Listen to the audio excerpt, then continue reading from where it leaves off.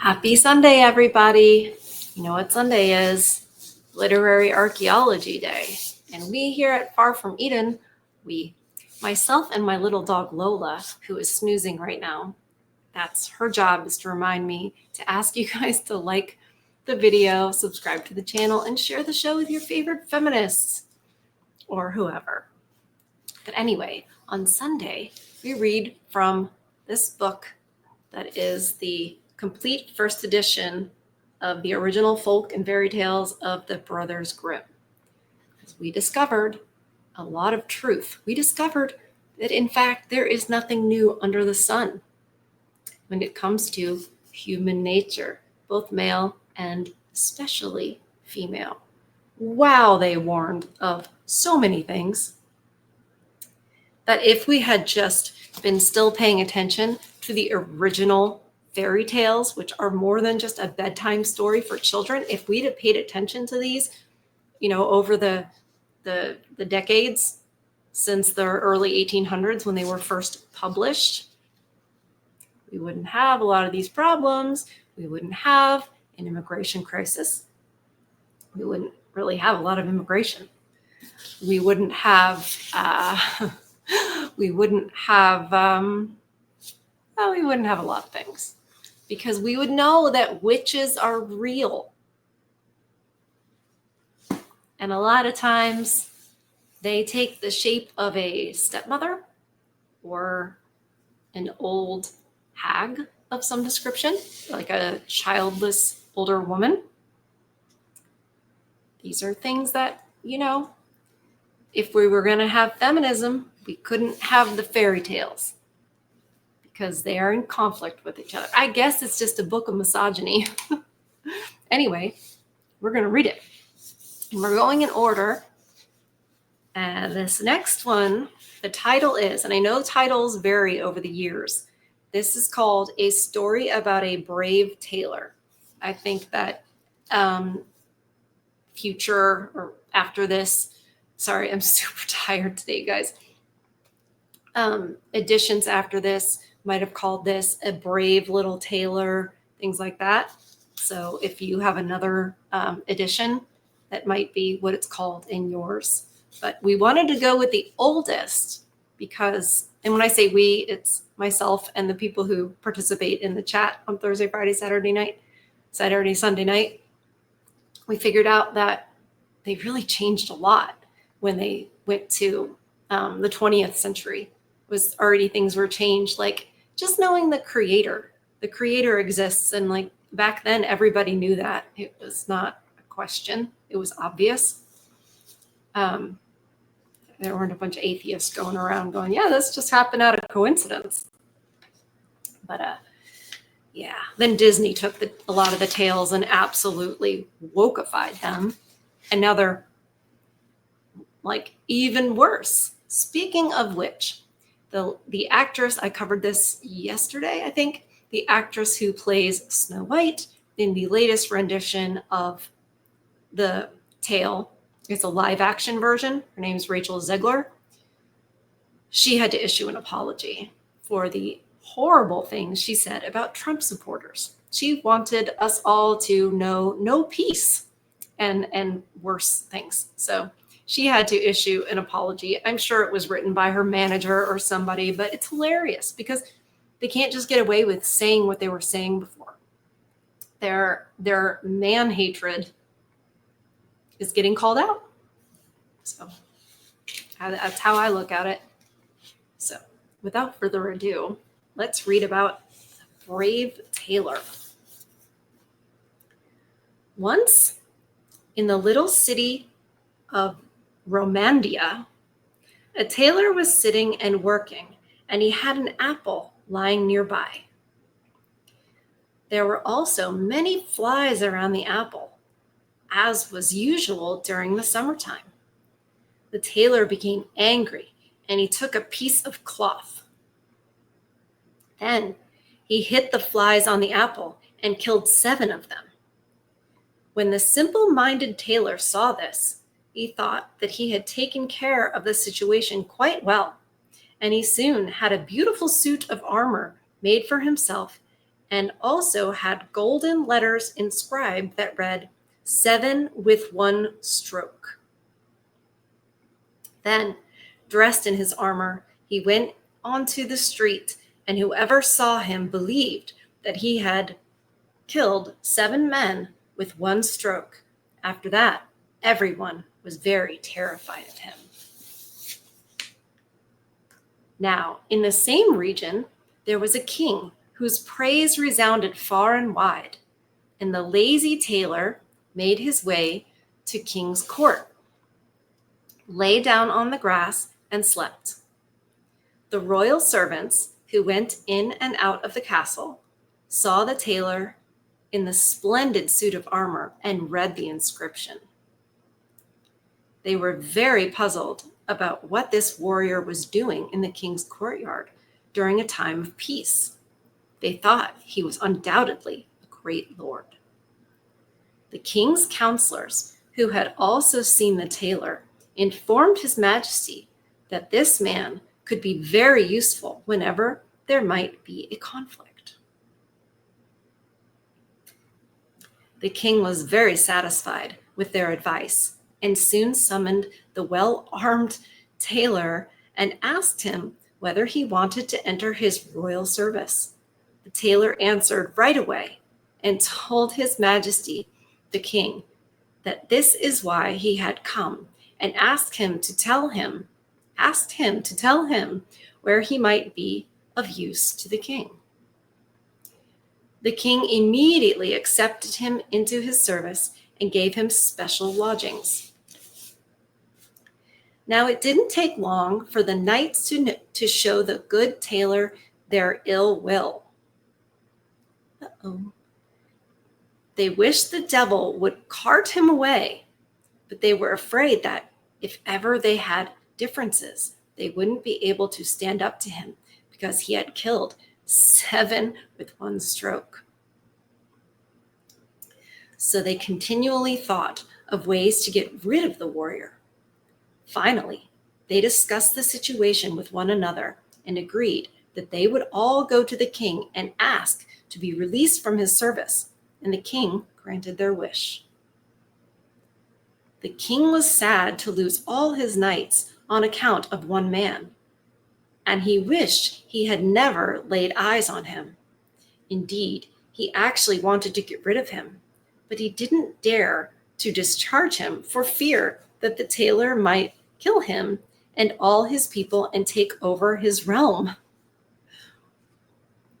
The king pondered the situation for a long time, going back and forth in his mind until he hit upon a plan. Since he needed such a strong and powerful warrior, he summoned the tailor and offered the following proposal. There were 2 giants living in a forest in the king's country, and they were causing great damage by robbing, murdering, and burning people. YouTube's going to love this. Nobody could get near them because they tore apart anyone who approached. Neither weapons nor anything else helped. However, if the tailor could conquer these 2 giants and kill them, the king promised he would never... I got ahead of myself. The king promised him he would receive the king's only daughter for his wife and half the kingdom as a dowry. Moreover, 100 knights were to accompany him and lend him assistance.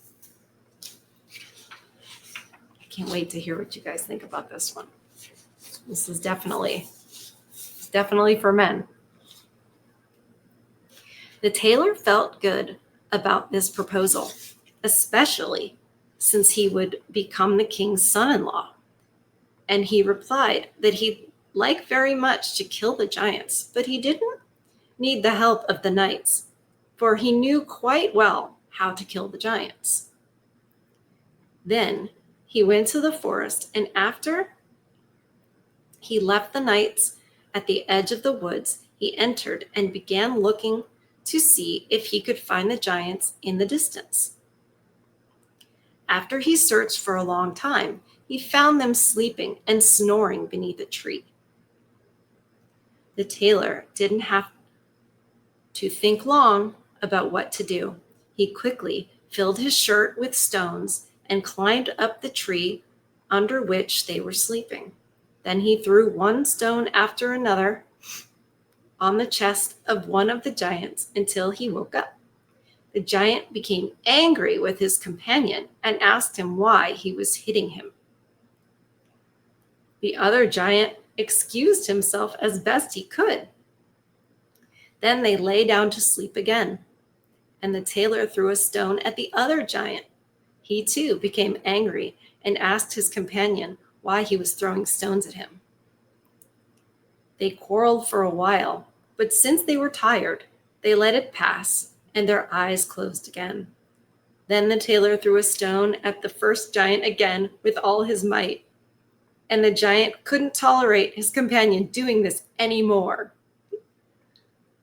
So he hit him violently because he thought that it was his companion who had struck him. Well, the other giant didn't like this and stood up. They both became so furious that they ripped trees from the ground and began beating each other to death. Fortunately, they didn't tear up the tree that the tailor was sitting in. When he saw what had happened, he summoned his courage, which he normally didn't have, and climbed cheerfully down the tree.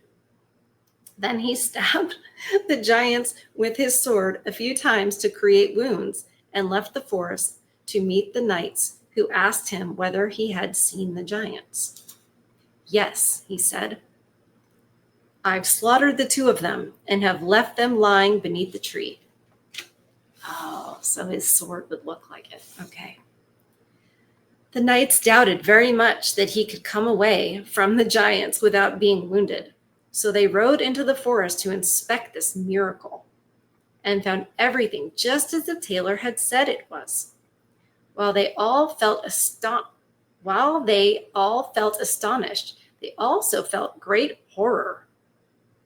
Indeed, they felt worse than ever. They feared that he might kill them all if he suspected that they were his enemy. So they rode home and told the king about the tailor's deed.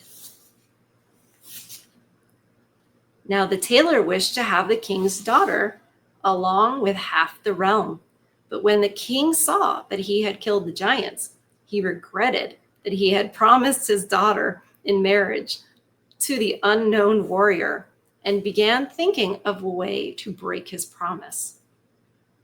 For he had no intention of giving his daughter to him. So he said to the tailor that there was a unicorn in the forest. Of course there was. Of course. That there was a unicorn in the forest that caused great damage by harming fish and people. And if the tailor captured the unicorn, the king would give him his daughter. The tailor was satisfied with this proposal. So he took some rope, went to the forest, and ordered his escorts to remain outside.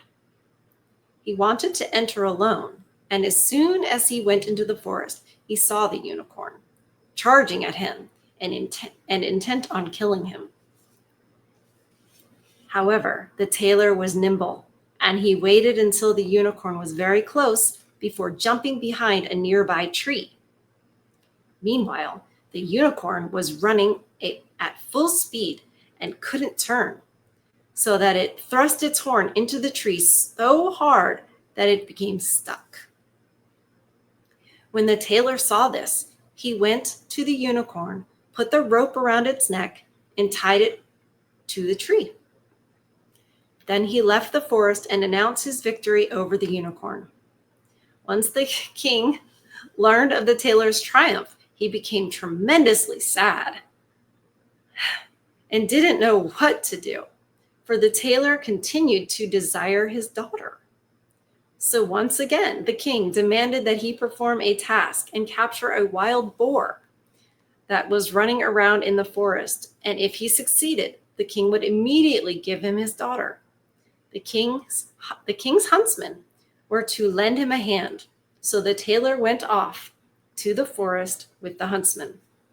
But he ordered them to stay outside, and they were pleased, for the wild boar had already given them such rough treatment that they had no desire to chase it, and they thanked the tailor very much. Once the tailor entered the forest, the boar charged at him, foaming at the mouth and gnashing its teeth, and sought to trample him to the ground. Fortunately, there was a chapel in the forest where people often rested, and it was nearby. When the tailor saw it, he ran inside and jumped right out again through one of the windows. The boar followed him inside, while the tailor ran around on the outside, slammed the door shut, and locked the boar in the little church. Then he went and announced to the huntsman that he had captured the boar. In turn, they rode to the king and informed him of the tailor's deeds. It's funny, they were saying foaming at the mouth, gnashing of teeth. It's very demonic sounding.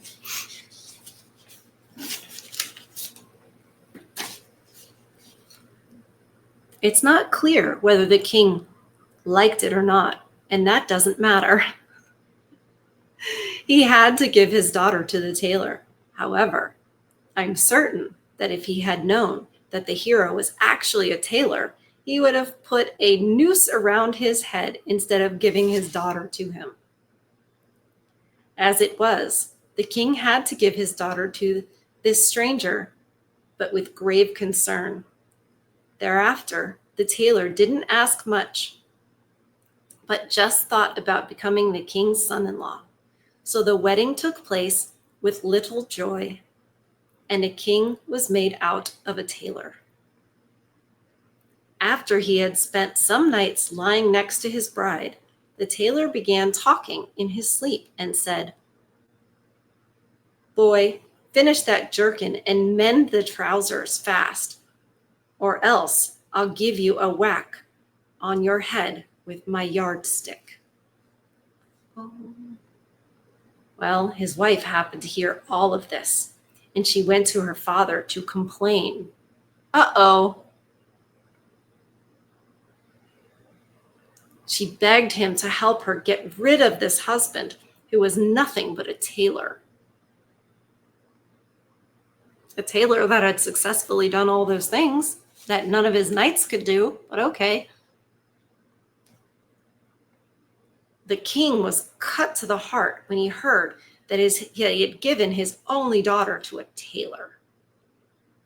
So he consoled her as best he could and told her to leave the door of her bedroom open that night.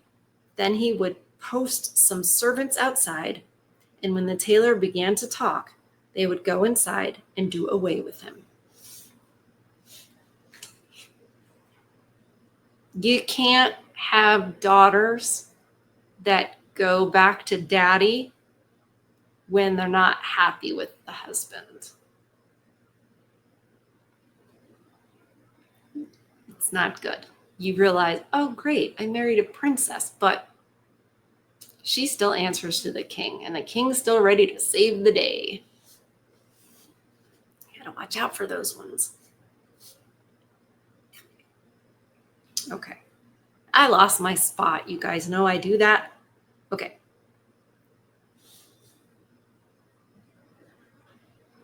The king's daughter was content with this plan.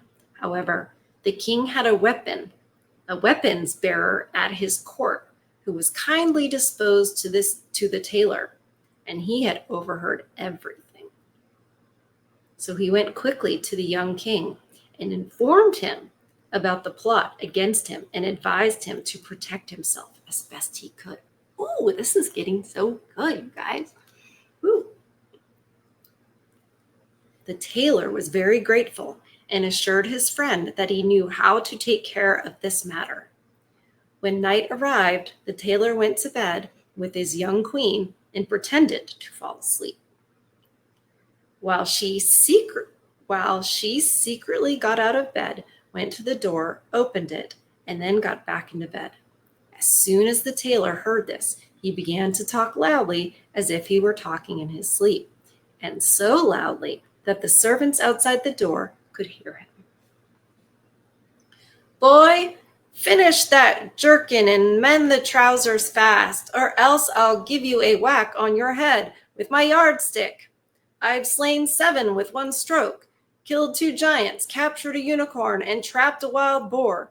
Do you think I'm afraid of those fellows waiting outside my door?"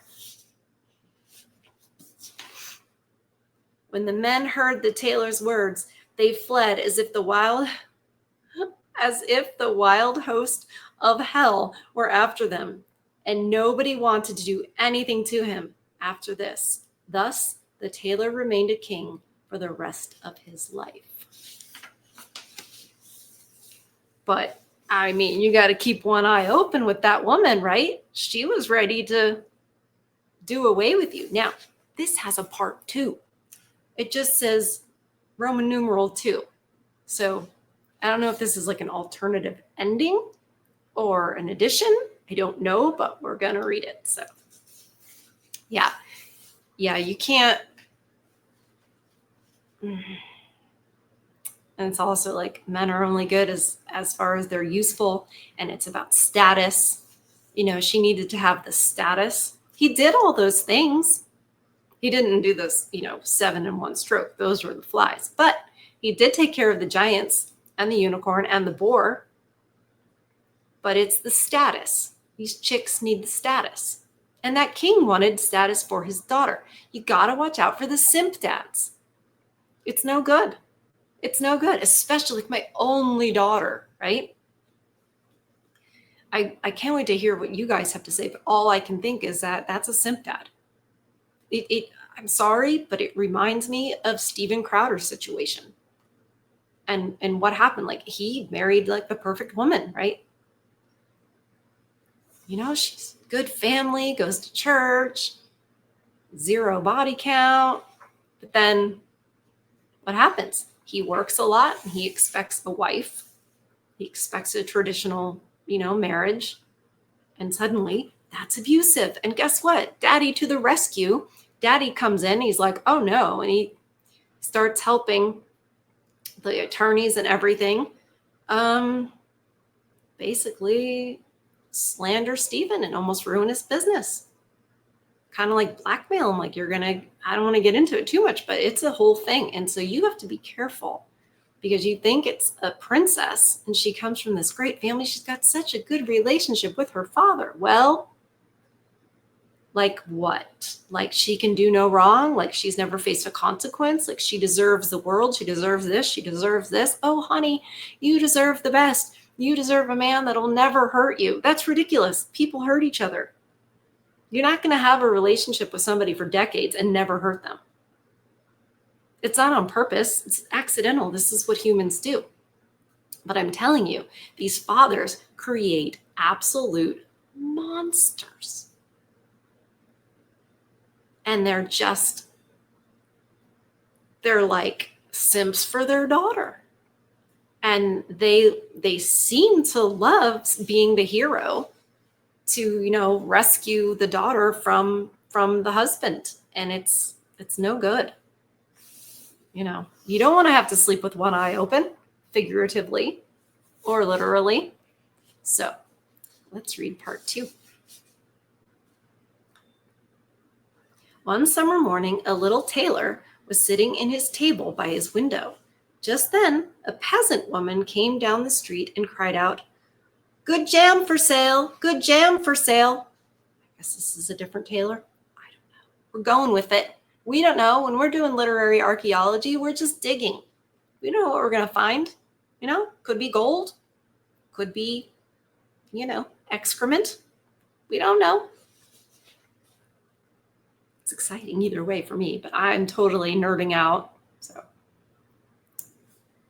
I love that y'all tolerate me. That's what I love.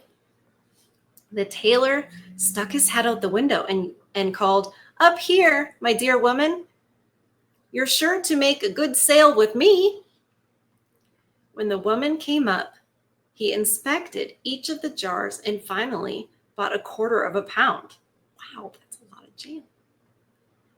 Afterward, he fetched a loaf of bread out, cut a full slice for himself, spread it with the jam, and placed it on the table next to him. "You'll taste good," he said to himself, "but first I want to finish the jacket before I take a bite." So he began to sew and made big stitches out of joy. Meanwhile, the smell of the sweet jam rose to the flies, and a lot of them flew and landed on the jam. Uh-oh. "Hey, who invited you as guests?" the little tailor said, and chased them away. But it didn't take long for the flies to come back, in even larger numbers. My little tailor became angry, and he grabbed a piece of cloth from under his work table. "Wait, I'll let you have it." And he whacked them. This is like alternative endings, alternative stories. I'm here for it.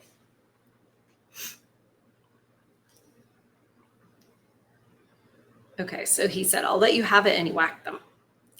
When he withdrew the cloth, he counted to see how many flies he had hit, and there were 29 dead ones before his eyes. "You're quite a man," he said to himself. And since he was so delighted with himself, he cut out a belt and embroidered it with 29 with one stroke. "Now you have to go out into the world," he thought, and he tied the belt around him and searched his house for something to take with him. But he found only a piece of old cheese, which he put in his pocket. And as he set out on his way, he caught a bird and also stuck it into his pocket. Okay.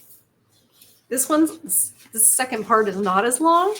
Just like, where are we going? This is so interesting to me. Okay, so he's got a bird in his pocket, as one does.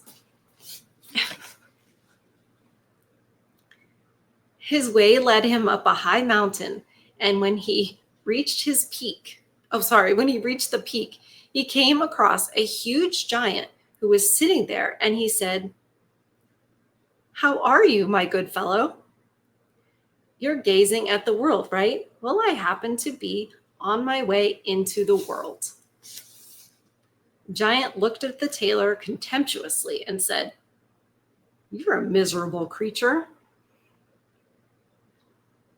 The little tailor responded by opening his coat to show the giant his belt. "You can read for yourself what kind of man you have standing before you." The little tailor responded by opening his coat. I just read the same thing. The giant read the words 29 with one stroke and thought that it meant the tailor had slain 29 men. Therefore, he began to show some respect for the little tailor. Nevertheless, he wanted to test him first. So he took a stone in his hand and squeezed it until water began to drip from it. "You're not as strong as that." "I can do that as well," the little tailor said, "if that's all you have to show." He immediately reached into his pocket, took out the soft cheese, and squeezed it until the liquid ran out.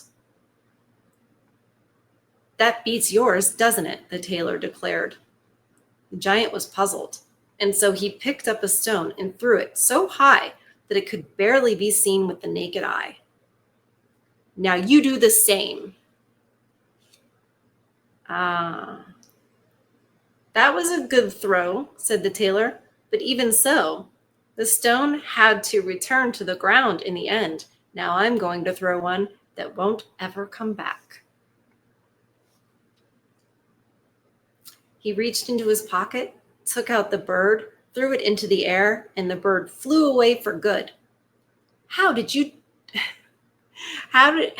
like that?" The giant was astounded, so he decided to join him, and they continued walking together until they came to a cherry tree.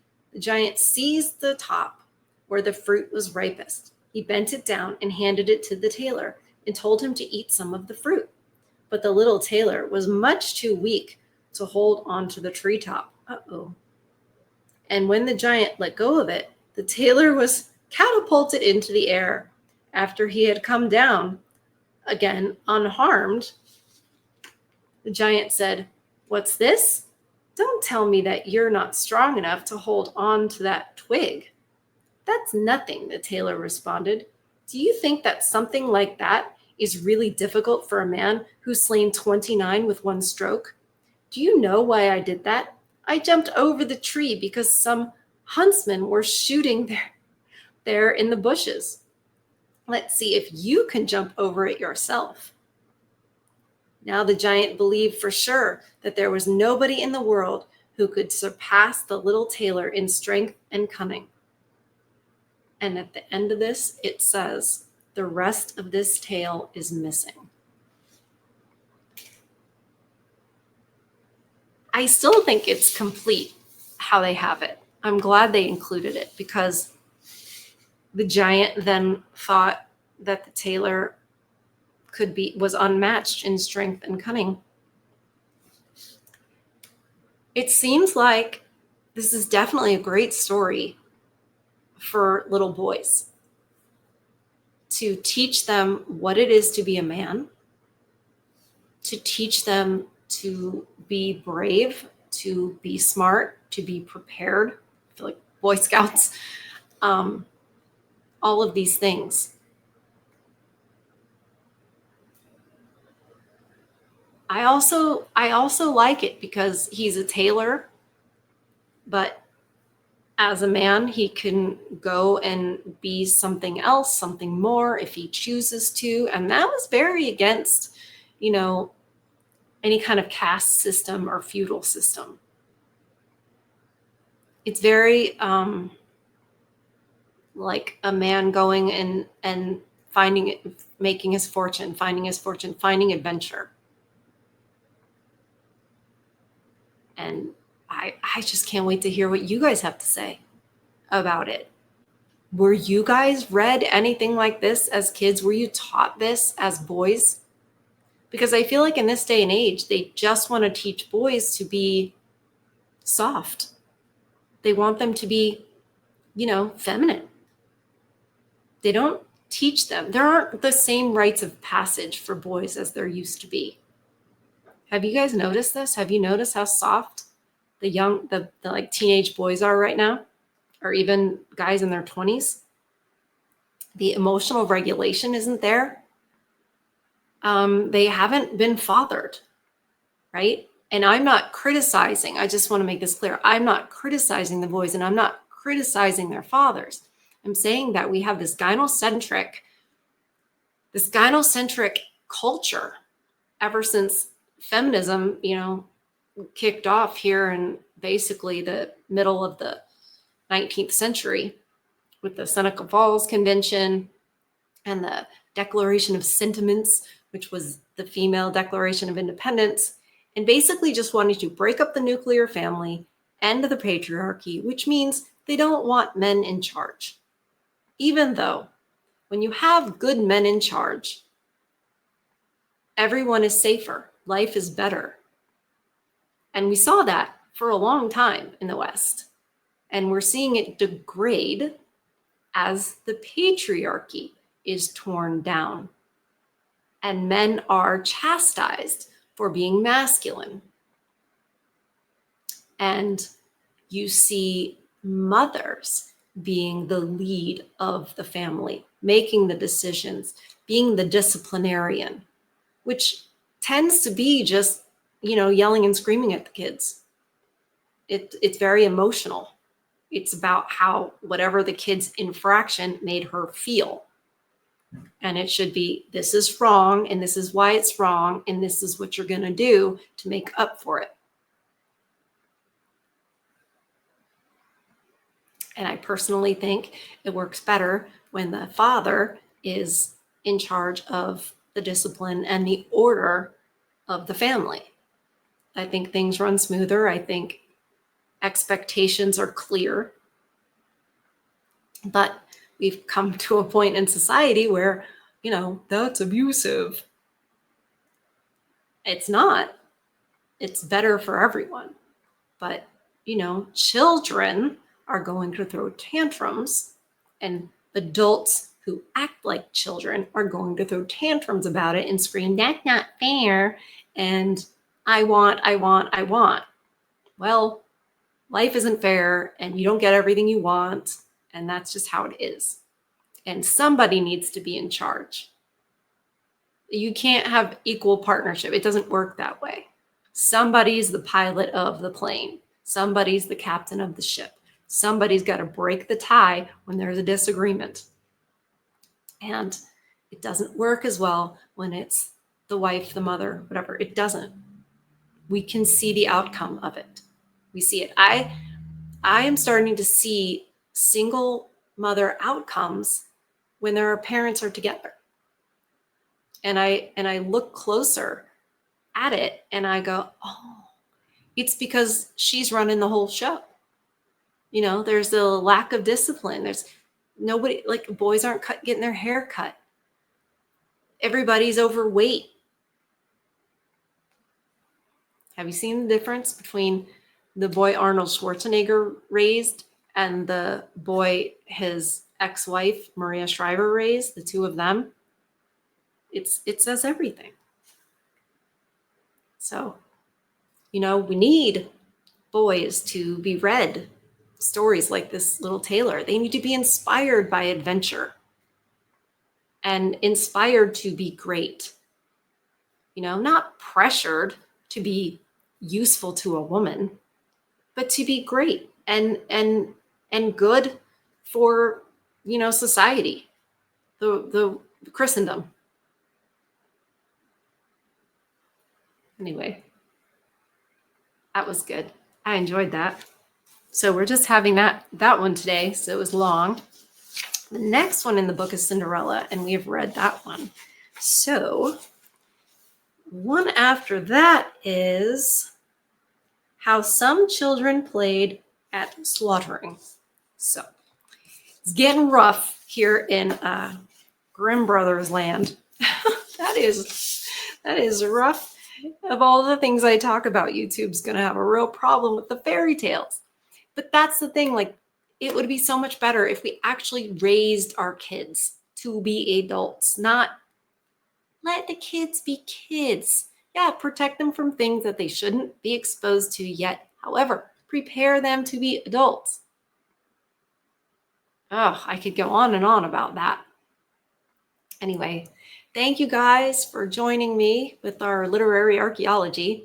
It's so great. I love that we do this. And please hit like on this video, because fairy tales never do quite as well. And I totally understand. It's not everyone's cup of tea. Not everybody gets it. But I think it's important. And I think if people get the chance to, they'll see that we used to know so many things. And if we could relearn them, if we could remember what we have forgotten, we might be able to improve some things.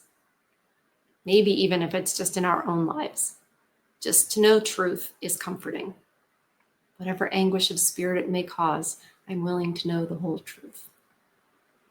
So I hope you're having a lovely Sunday. I hope that you're protecting your peace. Please feed your souls. I love you guys, and I'll see you on the next one. Bye.